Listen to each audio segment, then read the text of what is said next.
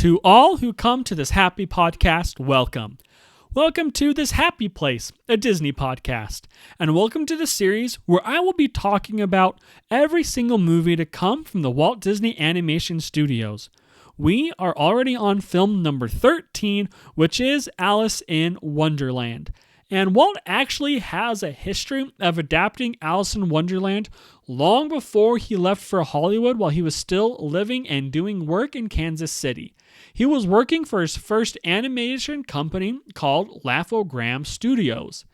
It wasn't normal at the time, but it wasn't unheard of to have animated shorts in which animated characters appeared in the real world. There was actually a really popular series of these shorts in the early 1920s called Out of the Inkwell. Walt saw this, but he wanted to do something different. He wanted to develop something that flip-flopped on this idea. He wanted to create something when a real-life actor went into the animated world instead of the animated world coming into the real-life world. Walt started work on a movie called Alice's Wonderland. Not Alice in Wonderland, but Alice's Wonderland. This was a silent, black and white cartoon that they made in 1923. This, unfortunately, never made it to theaters. While Walt was finishing up on some edits, Laugh-O-Gram Studios closed down. They had to file for bankruptcy. Walt didn't let this be a massive bump in the road. Rather, he used it to help propel his future. Alice's Wonderland was now a demo reel. Walt couldn't release it, so he used it to show potential distributors his work of what he could do and what he was capable of. He showed it to people in California and sent it to people in New York. One of those distributors in New York, her name was Margaret Winkler, liked what she saw from Alice's Wonderland and agreed to distribute a series of these shorts. These series of shorts were later called the Alice Comedies. Winkler paid Walt around $1,500 per short. After it was all said and done, there were about 56 Alice comedies made from the year 1924 to 1927. These were all extremely loosely based on the original Alice's Wonderland source material by Lewis Carroll. By the time 1927 came around, Walt was tired of doing the hybrid live-action animation thing, and he just wanted to do pure animation. It was here when Walt created Oswald the Lucky Rabbit. We only need to fast forward a relatively short 4 years to have the idea of Alice be brought up again. By 1931, the Alice comedies, still popular after they ended, Winkler wanted those comedies to become a full-length feature film. Winkler said that she was continually receiving requests to make a full-length feature of the Alice comedies. The book by Lewis Carroll was in something called the public domain, and to put it simply, that just means that it didn't have a copyright, meaning that anyone can use it freely without needing permission or needing to pay anyone. In 1931, there was the first Alice in Wonderland movie with sound, not by Disney, just the first Alice in Wonderland movie with sound. This was a very small production. It was very much an independent film with modest costumes, modest sets, etc. There is very little I could find about how this film was received by the public. However, in the following year, there seemed to be some type of Alice fever happening in America.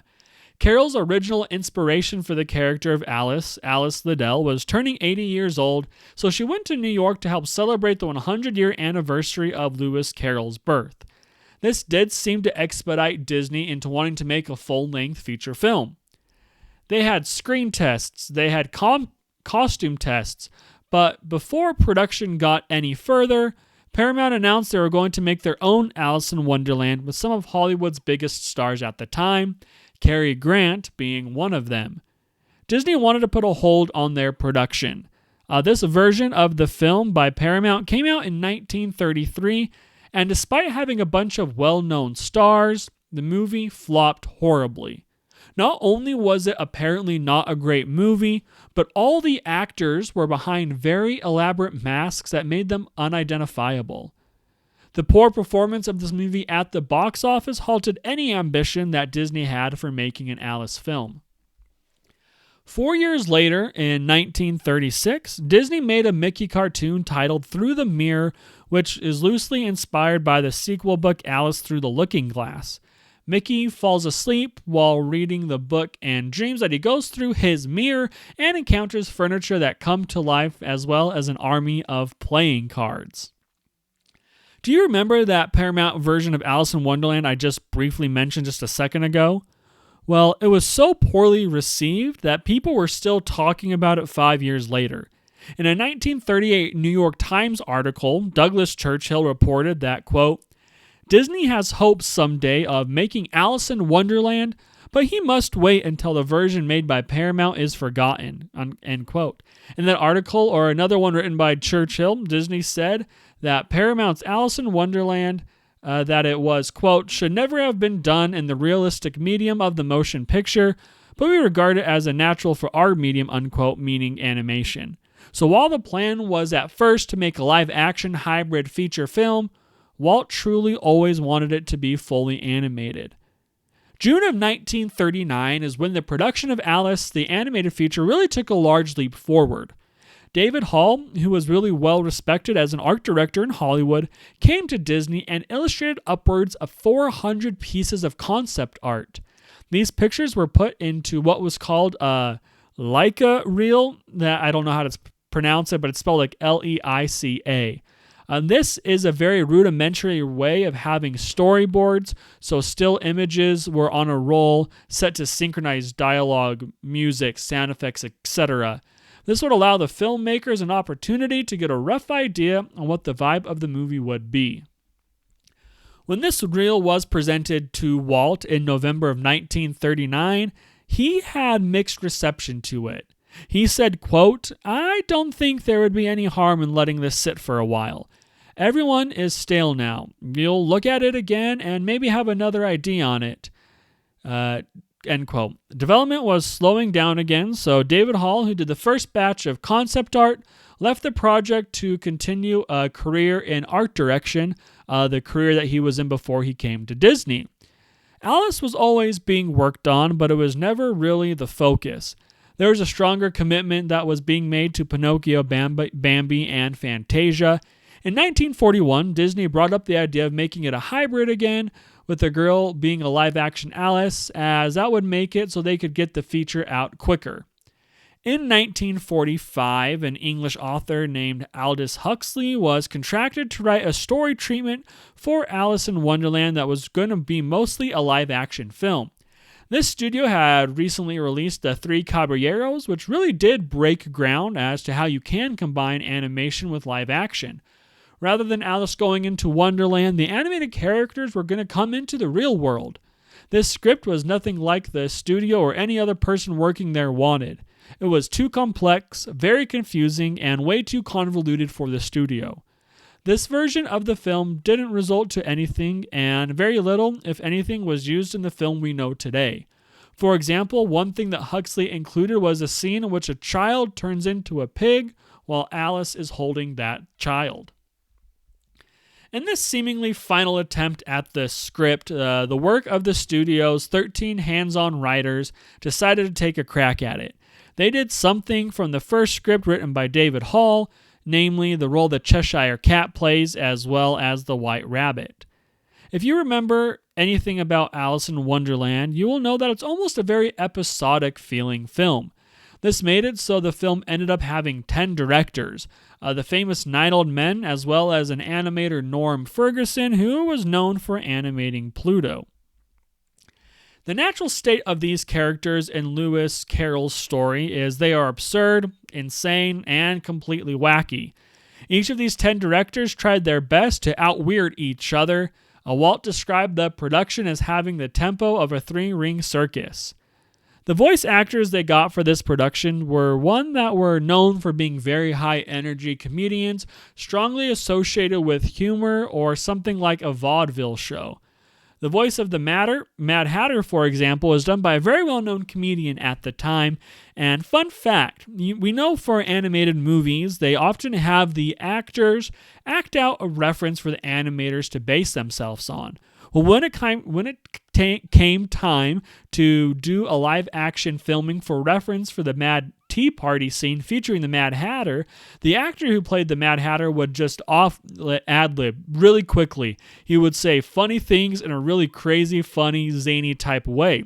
So when the time came to actually bring him back into the studio to record the lines again, they weren't able to get that same sense of wackiness that they got when they did the live action the live action filming for the reference for the animators.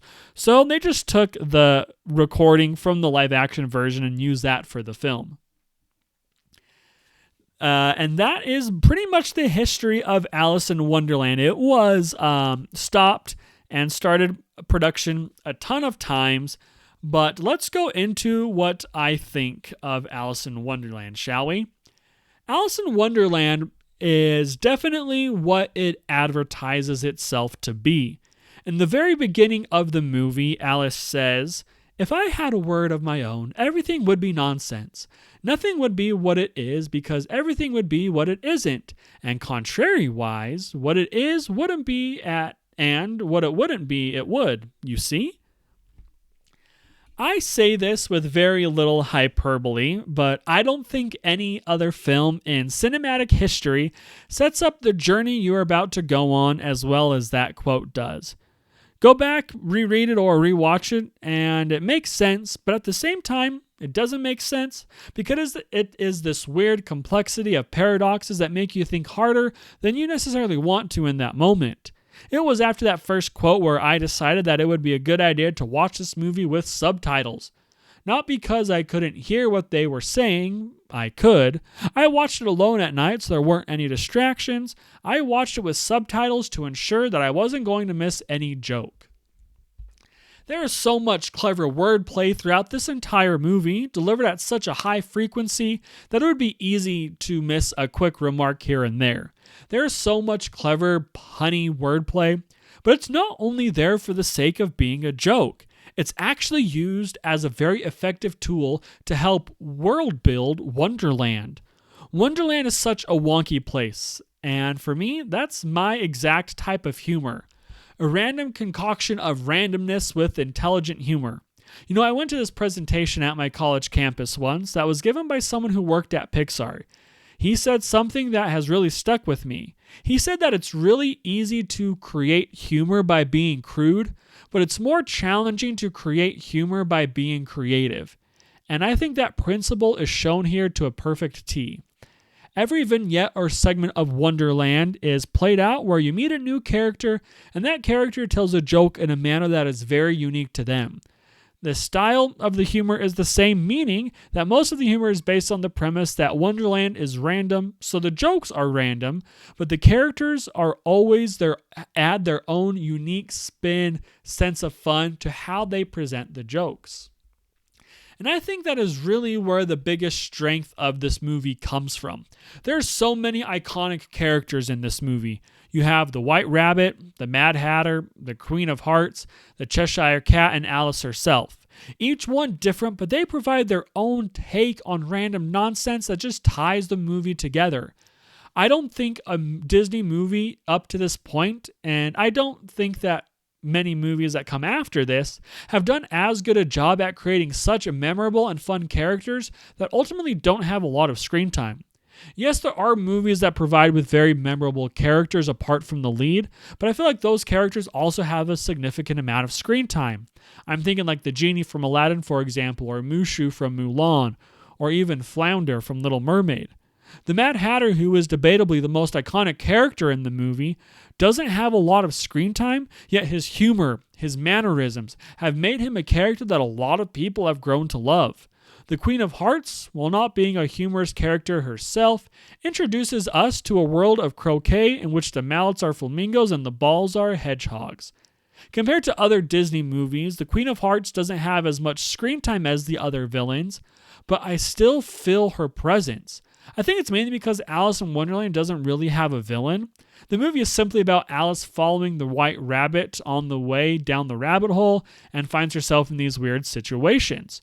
That premise doesn't really call for a villain, which is why I feel like it's totally okay that the Queen of Hearts only enters the movie with roughly 10 to 15 minutes left. I'm going to cut more right to the chase. This is my favorite Disney movie up to this point. I think it's pure genius. I love everything about it. The stylization, meaning how it looks, the complete nonsensical comedy type of it. It's fantastic. It's phenomenal. And I think up to this point, this might have been the most, I don't think this is actually how the animators viewed it, but this is, I feel like, the biggest challenge to take on as far as what they wanted to accomplish with the movie. I think the way they did it and they handled it is pure Disney genius. Let's go over more reasons as to why I think this movie is, in fact, pure genius. Like I said, it's how it looks. Wonderland is so full of so many imaginative and creative things. Nothing is rehashed from one character to another, and nothing is rehashed from one background to another. I said that the punny wordplay is an effective way that they have world-built Wonderland, but the way this movie looks, I just love so much. Wonderland is structured in a way that's almost like several vignettes put together, and like I said, everyone does such a good job at having its own unique identity. It's almost paradoxical if you really think about it. Nothing feels related to each other, but at the same time, that is what makes it relate to each other. So many bits and pieces of nonsense that it makes the movie about nonsense. I love the Cheshire Cat. His smile has become so iconic that I've seen pieces of merch at the Disney parks where it's literally just his smile. Not his signature pink striping with him and the body, but just his smile. His design is so satisfying. The way he disappears by his stripes uncoiling around him, revealing nothing underneath but only his smile, I just love it so much. I also love the visual of Alice growing and shrinking throughout the entire movie. There are 3 key scenes in this movie in which Alice grows. One at the beginning when she first reaches the bottom of the rabbit hole. She first needs to shrink to get through the door with the talking door handle, which also has one of my favorite quotes. No, this is just impassable. Nothing is impossible. I just love that wordplay so much. But then Alice needs to get through this door, right? But she is too big to go through this door. So she takes this vial that appears on the table that says, "Drink me." So she drinks it, she shrinks, but guess what? She doesn't have the key to get through the door. That key is ultimately on top of the table again. And so then it just is a funny back and forth of her growing and shrinking. Eventually, when she's big, her tears growing in a way that make the whole room entire flood. It kind of turns into its own ocean, which is a beautiful segue into the next section of the film, which takes place on the ocean. And who doesn't love the idea of a playing card army? I don't know what it is about playing cards anthropomorphized. I said that word wrongly, but I don't know what it is about the idea of playing cards who are soldiers. I just think that's such a beautiful, creative, I don't know how to put it. I just love it. I've always loved it. My favorite hidden Mickey at Disneyland, or one of them, is on the Alice in Wonderland ride. When they are painting the roses red, you see some paint drops form a Mickey head on the ground. I have always just loved this imagery. But let's be honest, I could go on and on talking about every single scene in this movie. But apart from the visual gags, like I said, the coloring of Wonderland is absolutely beautiful to look at. Every scene is colored to perfection. Like I said, this movie is also, I'm just so amazed how this movie, like I said, pure genius. The way it handles so many iconic characters. Like, you think about the legacy of this movie, right? We have a treat in Disney World called the Cheshire Cat Tale. The Mad Tea Party is its own ride, and it's actually one of the only movies in Disneyland that have like more than one ride based off of it. But the legacy is outstanding. The first live action Alice in Wonderland grossed $1 billion at the box office, which is still a complete mystery to me why it made that much money. But maybe it shouldn't be, because I do think Alice in Wonderland has a place in a lot of people's hearts. It is genius, like I said, the way it does the characters, like I've talked about a lot. The coloring, I love the visual of it. Everything about Alice in Wonderland is genius, and it does help that the definition of what Alice in Wonderland, or the thesis of this movie, is pretty much my exact type of humor.